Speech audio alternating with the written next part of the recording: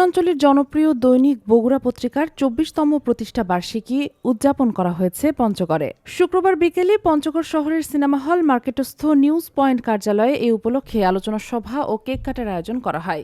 অনুষ্ঠানটি আয়োজন করেন দৈনিক বগুড়ার পঞ্চগড় জেলা প্রতিনিধি আরিফুল ইসলাম ইরান। বিজয় টেলিভিশনের জেলা প্রতিনিধি ইনসান সাগরেদের সভাপতিত্বে অনুষ্ঠানে উপস্থিত ছিলেন পঞ্চগড় জেলা বিএনপির যুগ্ম আহ্বায়ক এম.এ. মজিদ, যুগ্ম আহ্বায়ক অ্যাডভোকেট নাজমুল ইসলাম কাজল, পৌর বিএনপির ১ নং সদস্য শামসুজ্জামান বিপ্লব, জেলা স্বেচ্ছাসেবক দলের সদস্য সচিব মনিরুজ্জামান মানিক, উপজেলা স্বেচ্ছাসেবক দলের আহ্বায়ক সাহেব আলী সহ আরও অনেক রাজনৈতিক ও সাংস্কৃতিক সংগঠনের নেতৃবৃন্দ এবং গণমাধ্যম কর্মীরা উপস্থিত ছিলেন।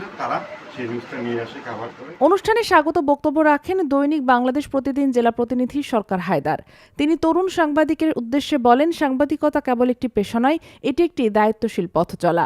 সত্য ও বস্তুনিষ্ঠ সংবাদই একজন সাংবাদিকের মূল শক্তি। জেলার বিভিন্ন প্রিন্ট ও ইলেকট্রনিক মিডিয়ার সাংবাদিকদের প্রাণবন্ত উপস্থিতিতে অনুষ্ঠানটি উৎসবমুখর হয়ে ওঠে।